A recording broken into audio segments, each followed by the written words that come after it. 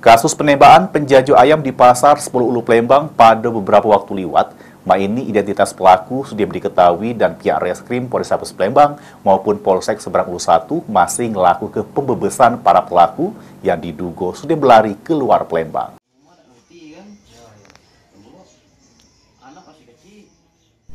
Terkait kasus penembakan terhadap si kok penjajah ayam di pasar 10 Ulu Palembang pada beberapa waktu lewat, Satreskrim Polrestabes Palembang bersama Polsek jajaran, khususnya Seberang Ulu 1 Palembang, terus melakukan pengejaran terhadap para pelakunya. Hal tersebut diungkapkan langsung Kapolrestabes Palembang Kombes Pol Haryo Sugihartono di hadapan awak media. Ditambahkannya kalau pelaku yang lebih dari si kok wong ini sudah diketahui identitasnya dari bantuan jejak digital.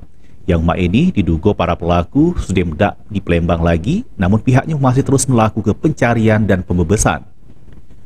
Nama pelakunya bukan?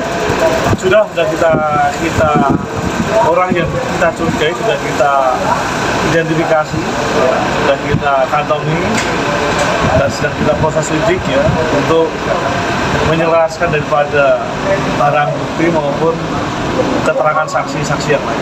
Identifikasi pelakunya itu di kota Palembang atau di luar sudah? Ada yang di luar. Sedangkan untuk kondisi korban sampai ini sudah mulai berangsur baik, namun korban masih mengalami trauma akibat peristiwa tersebut. Heru Wahyudi, PAL TV.